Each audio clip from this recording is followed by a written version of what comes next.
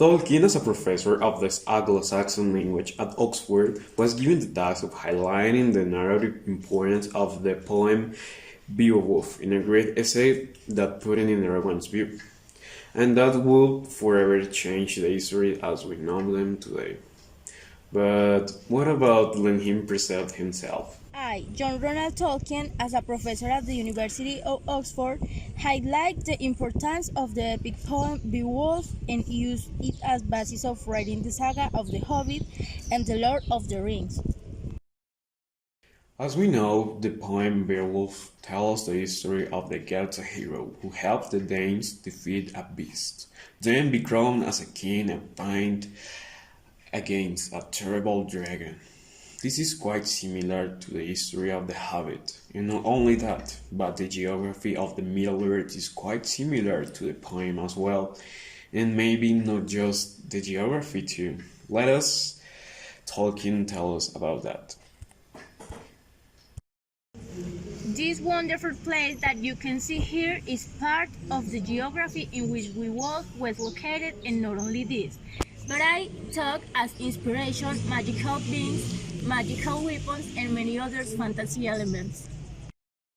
What you don't know is that in the poem Beowulf and in Middle-earth, weapons usually have names and magical powers, just as in the poem weapons are broken when they defeat a great source of evil. I have a special guest here who will tell us about this with more emphasis. Blah blah blah blah blah blah blah blah blah blah. I'm going to talk. Oh, I'm Aragorn, son of Dudedain Elendi, legitimate king of all men, dwarves and elves. Darsil, the sword that I carry with me, is known as the sword that cut Sauron's hand, broken and rebuilt by the king of elves. Our dear friend Tolkien also borrowed grammatical structures and words from ancient English. Because, well, you know, writers? again, based on the Beowulf, I took words as old as word to refer to winged beasts and took compound words like ring giver, sea beast, swan road, ring beater, witch king, and elf lord. I did this for artistic purpose, such as the following sentence. Needless were none of the deeds of Gandalf in life. Some of you will say that this is incorrect, but the truth is that it is not. As we will see now, we have taken two scenes of the final adaptation to represent the narrative style emanated from the poem. So, 3, 2, 1, action!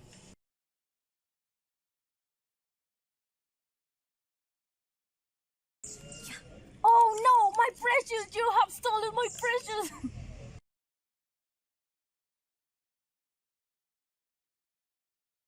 Guys, I'm going to look for dead people and I can do it alone. I'm going with you. I follow you.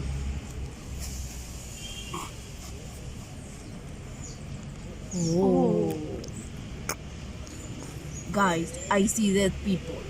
I know.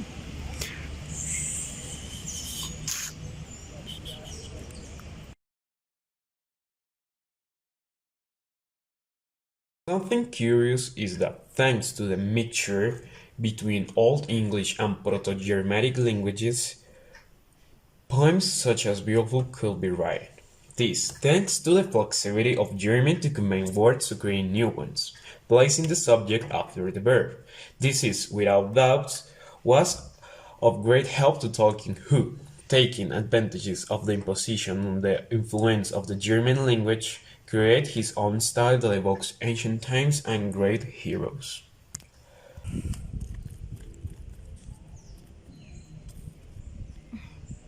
Apfel was eine pranki mieć kinda du hishi stronger boitis pan.